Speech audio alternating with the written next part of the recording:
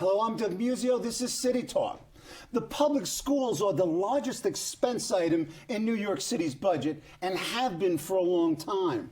The schools have been the object of several great school wars. In July 2002, Mayor Michael Bloomberg was given control of the New York City public schools by Albany. That authorization expires next June. Mayoral control, keep it, end it, change it?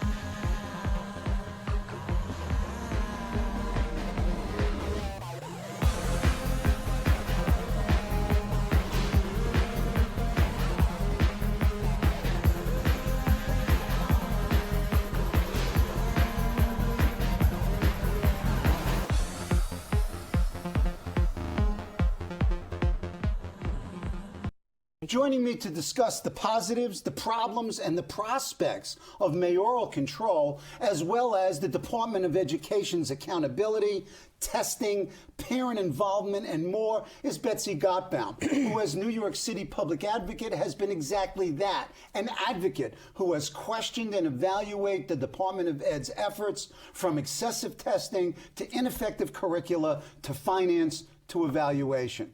Welcome back, Madam Public Advocate. It's been a while. It has. Nice to see you, Doug.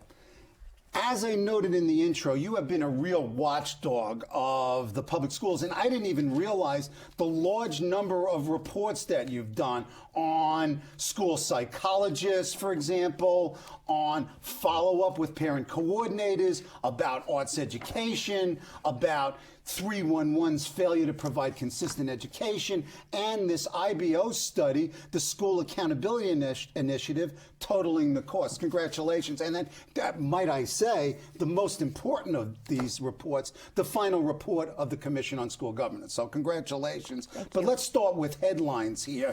On Monday's New York Post, Monday, September 1st. December 1st, I'm sorry. Headline, page 2, schools fixed grade surveys. What's the deal here? Well, the deal is that there's a lot of pressure for the schools to get good marks on their evaluations.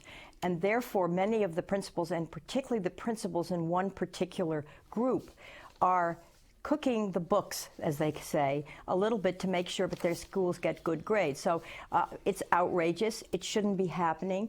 I believe that the system of grading the schools, the system of accountability, so to speak, needs to be really looked at very, very carefully, and particularly look at the finances.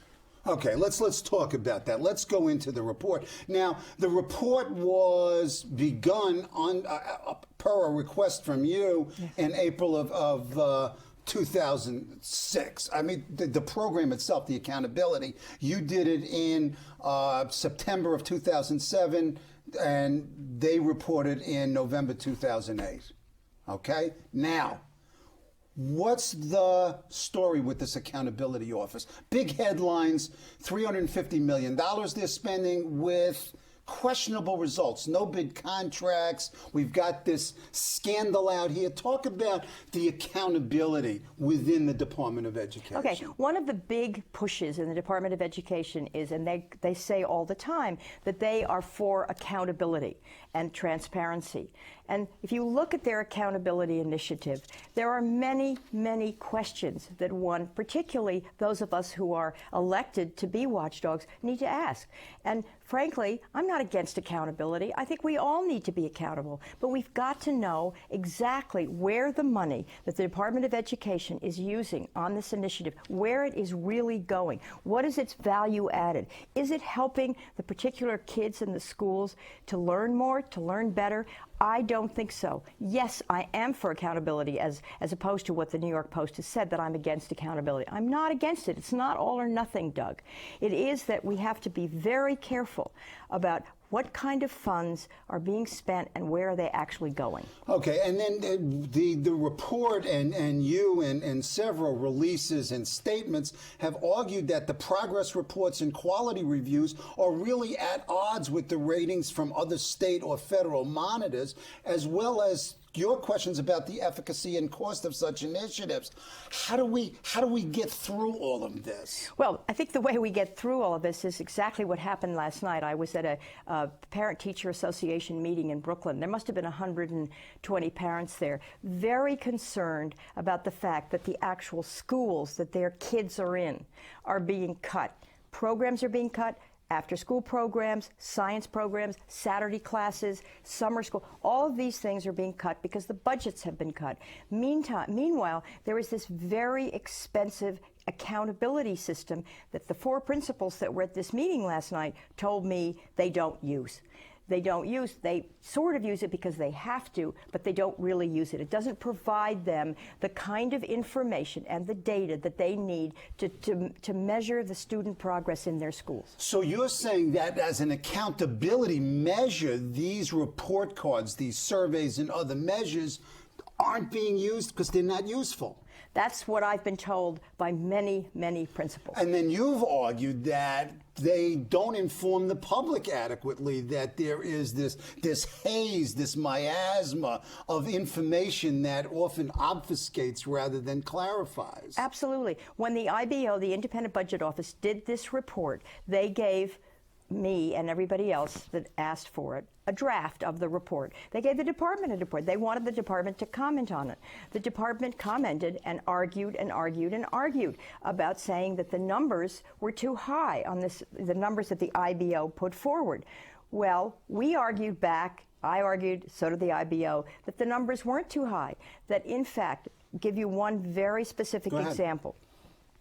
There is in something called periodic assessments that are, it's listed in the Office of Accountability. There's an Office of Accountability in the Department of Education, and in that office, periodic assessments are listed.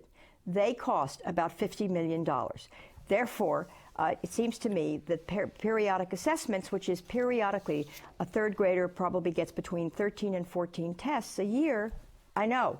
13 or 14 tests a year? To assess where the students are. Now, to me, that's all part of accountability. I'm not saying whether it's right or wrong. I happen to think it's wrong. But that is part of accountability. The department argues that it isn't. We have direct quotes from Chancellor Klein saying that periodic assessments are part of accountability. Therefore, that $50 million should be put back in the totals for the accountability initiative. Okay. We had a big argument. Just trying to figure out what the data is. Let me just quote from the IBO report. It says that the Department of Education provided limited information available to outside agencies through the city's financial data systems, made it difficult to independently collect the necessary information. Now, are you suggesting that there may be intentional obfuscation here? I don't know that it's intentional. I think it's that the systems aren't coincidental with the city systems. So that's one particular problem. Okay. One. Two, I think that possibly it's easier for them to have no bid contracts, to make it obscure, because they don't really want to or have to explain what it is they're doing with this money. But my role as public advocate is to make sure that they do explain where it goes. And that's where we have this conflict and this tension.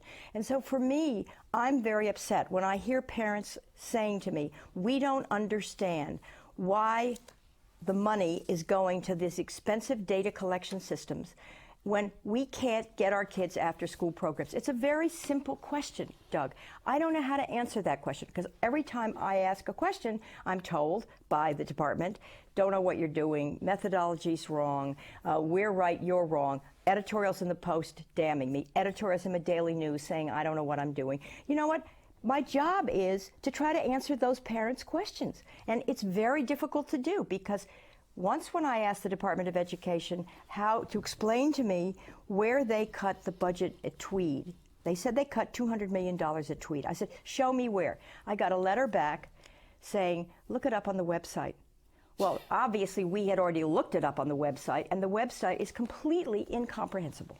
So you're saying that, if I may put words into your mouth, just to make it more inflammatory, there's an element of obtuseness, obstruction here? I mean, and there's really a lack, you're arguing that there's a fundamental lack of accountability. Absolutely. Okay. Let's go then to the final report of the Commission on School Governance, which was created by you at the behest of the Assembly leadership, Speaker Silver and the chair of the Education Committee, Kathy Nolan. Now, let me just say that this is a substantial piece of scholarship and probably and undoubtedly will provide the framework for whatever comes out of Albany regarding mayoral control. Let's talk about mayoral control, first of all, from your perspective. You've testified before the task force. What is your take on mayoral control? Should we have it? Yes, no? Talk. Yes, we should have it, but there should be more checks and balances. And the reason there should be more checks and balances against the mayor is because you need more accountability and more transparency. You have to have that. It's a public education system. Parents have got to be able to have input. They've got to feel that someone is listening to them. And that isn't happening now, Doug. So what I'm saying is we need to start the discussion with the legislature, because they're going to make the decision. Mm-hmm. We need to start the discussion and say, here's what the parents are saying. Here's what the Department of Education is saying. I'm sort of the interpreter and saying, I want to keep mayoral control because I do believe one person should be accountable. I believe the focus on education is excellent. So we keep it but change it. We keep it, but we put checks and balances in, and they're very specific recommendations. We'll talk about that. So really what you're really moving from is to a certain extent, you're moving from what might be called mayoral control to municipal control, the city controlling it in some sense, and versus the mayor or the chancellor having ironclad control. Let's look at some of your proposals. The city controller given full audit power. Why doesn't the controller have full audit power now? Well, the controller does have full audit power. The problem is that the Department of Education will say, which they have said on several occasions to me, and my understanding is that they've said it to others, we are a state agency. It's state money, so we don't have to be accountable to the city. Now, that made me go to the state controller and ask him to do an audit of the no-bid contracts. Right. And that's what's going on right now, by the way. So, excuse me, I didn't realize this. So Controller DiNapoli is looking at the no-bid contracts? Yes, he is doing a study of the no-bid contracts, and supposedly it'll be out by the end of this month. Wow. Okay, what else? What other proposals are here structurally? Okay, I think the issue that is the most prevalent, every single person that came before us said, and the commission interviewed almost 100 people. Right, and you've really had a very professional staff led by Joe Vittarini and a really first-rate commission. Absolutely, and they worked very, very hard. They all on their own time. It was just an extraordinary piece of work. And what everybody said, and we had public hearings, we had people who came before us, all of them said, there is no vehicle for public input. You can't, the Department of Education makes a decision and then informs. What should happen in public education, and this is one of the most difficult things to succeed at, and that is, how do you get the public input that therefore, after the public has its chance to have input, right, then decisions are made, as opposed to you make the decision, you tell me about it, and there I am stuck with it. And that seems to be, everybody's upset about that. That's going to be the big issue, I think, that's got to be talked about. What about this panel for educational policy, which, quote unquote, was designed to replace the Board of Education? It's exclusively a creature of the mayor. Yes. It's chaired by the chancellor. If you disagree with the mayor, you get fired, and he persuades other people to fire their appointees. How do you address this issue, which involves the opening up of the system? Well, first of all, we say have the the panel on educational policy exist. Have the mayor have the majority of appointments. The chancellor is not the chair of the committee.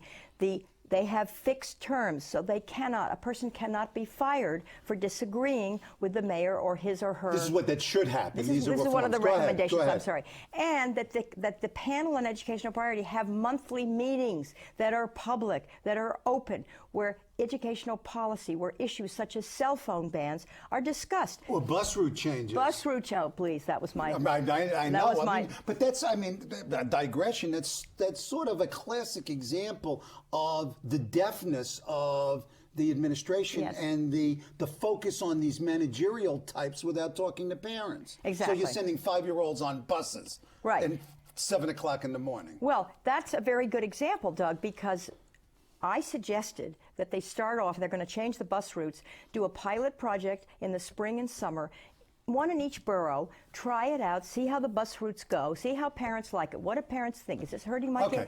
Do it that way. Then start it. You mean consult first and then conceive? Yes. Okay. And do a pilot project. What a novel concept. I know. Okay. So we've got the controller the city controller, with audit power, the state controller with audit power. We've got a reform of the panel for educational policy. What about data? I mean, part of the difficulty that IBO had was with the data. How do you propose, or how does the commission propose to get valid, reliable, trustworthy, accurate data? Who does it? That we recommended, the commission recommended that the independent budget office be enhanced to actually do the data analysis and give the data back to the public.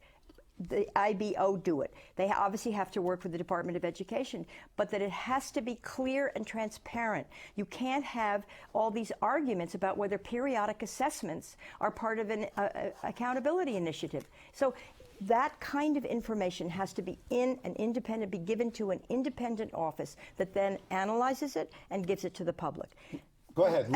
Likelihood of such a thing occurring. Well, even when the chancellor came before our commission, he even agreed that should be. He agreed with that.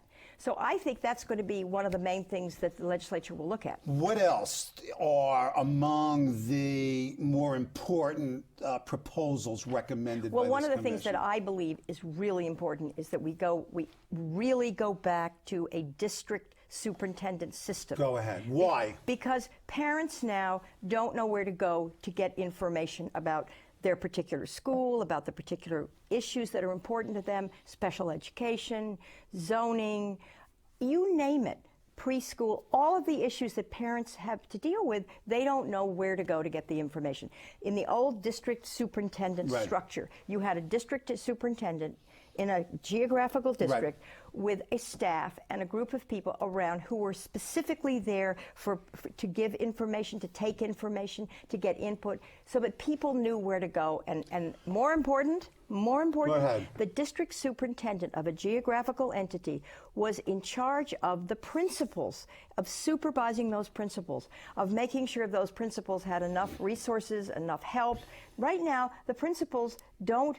Most of the ones that I talk to want to go back to a system where there is a district superintendent to whom they can turn for help. Well, one of the phenomena of this 6 years of mayoral control is that we had a reorganization of reorganization of a reorganization, and now in a sense you're proposing another reorganization that goes back to the original organization in some sense. So confusing as it is, who would appoint the district superintendents under this model? Are they elected by the? I don't think. Well, I personally, this is where there was some disagreement in the report on the part of the commissioners. I believe the district superintendent should be appointed by the chancellor on a recommendation from the CECs, which are the community, the local CECs are the groups of people in a particular district who get public input and are supposed to have some kind of power to recommend the district superintendent, to do zoning, to look at issues. Do they do this now under the current system? Unfortunately, the system of of community education councils, they really haven't got the power. They don't really have offices. They don't have money. They don't have much training. So I think that they don't have enough heft. So we're suggesting that you strengthen the CECs, the local community education councils. You strengthen them. You open up the membership. You give them training. You give them an office with some kind of facilities. They don't have anything now. You also strengthen the school leadership teams. These are all very important ways of ensuring that the public gets some input, and that their input comes from the department to the public and the public to the department. Right now, that isn't existing. Okay. Let's look at sort of the success or failure of mayoral control. There's a sharp conflict here about the success or failure of the experiment. Looking at the data, the testing data, it looks confusing to me. I mean, you've got city tests, state tests, national tests. Some go up, some go down. They conflict with one another. What's your sense of what's really going on? I know really in quotes, given the data limitations we talked about. What's going on? Well, I think if you have a national standard called the NAEP tests, and the NAEP tests to me are what we should be measuring ourselves against, frankly. I think our scores in New York City are flat when you compare them to the national scores.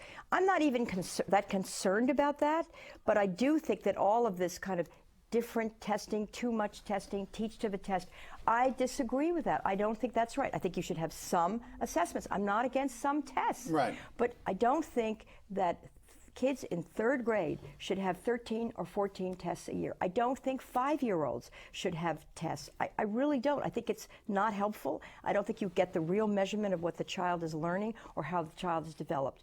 And so I believe that there is a standard. It's called the NAEP. It's a national standard. That's what we should be measured by. How do we measure up with other schools across the nation? And okay, if you want to have one state test or state tests to measure with the rest of a state, that's okay too. But this complete emphasis on testing, test prep, what is that doing for the education of the child? And in a related point, I mean, you mentioned in one of the reports out of tune, a survey of New York City's access to arts education, what you're beginning to see apparently is a shrinkage of the teaching of the arts, for example, to accommodate this increased test and test preparation. What's going on there? Well, I think that report we did is a very good report in terms of telling people that, yes, arts education, music, dance, drawing, all of the things that are really important to the development of a human, of a child, are being sacrificed for this emphasis on testing of math, testing of English, of literature.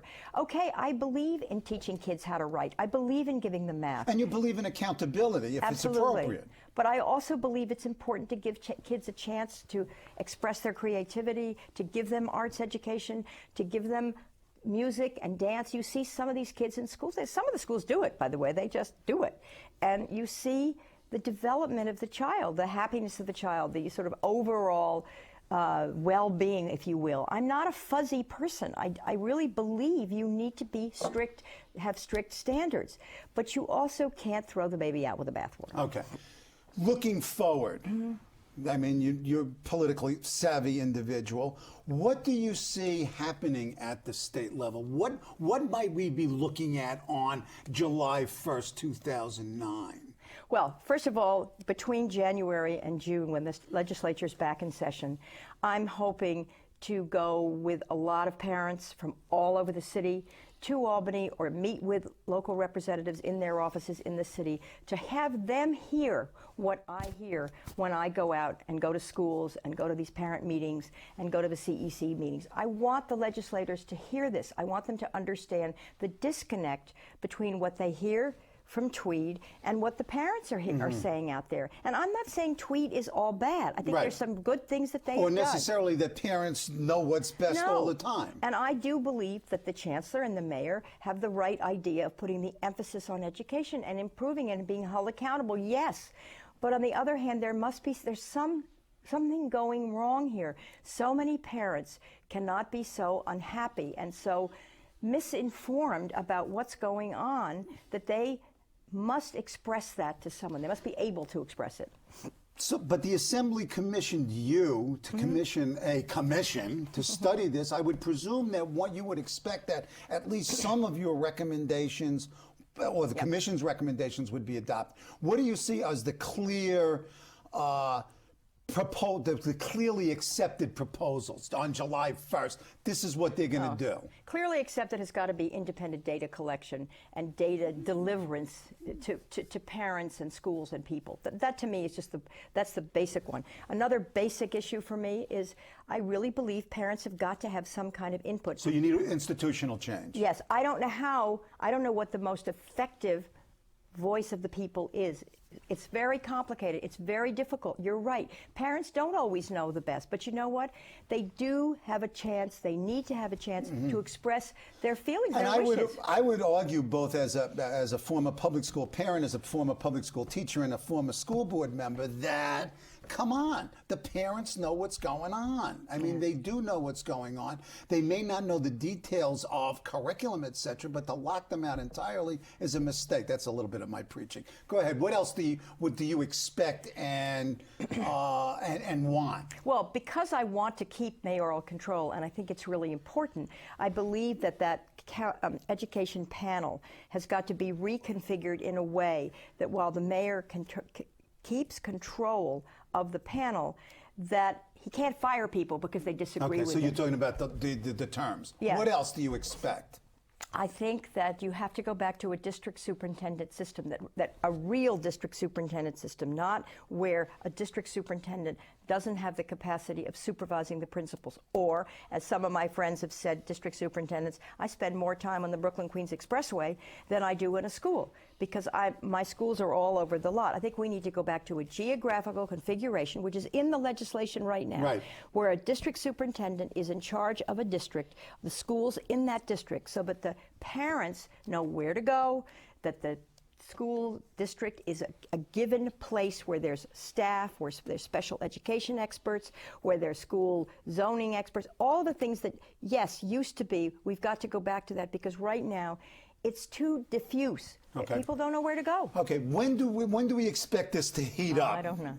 Oh, I would imagine it would heat up in the spring. I mean, I think that when the legislature begins hearings. So this is going to be a hot one. There will be hearings. Yes, there have been other reports. There will be many, many reports. I think all of us who have done reports are going to try to put together a coalition, because we want to be very precise on what we expect. Okay. And we're never going to all agree on everything. By the way, a lot of people are mad at me. They didn't think I went far enough. Well, I say, it wasn't me. I had a commission. Right. This is what the commission heard, recommended. It's not what Betsy Gotbaum wants. It's what the commission recommends to get the discussion going. Okay, you're going to come back. We're going to talk about this. Of course I will. mean, if you're going to be a combatant, we want to see you with scars and trophies. I've already got them. Okay, thank you. Thank you, Doug.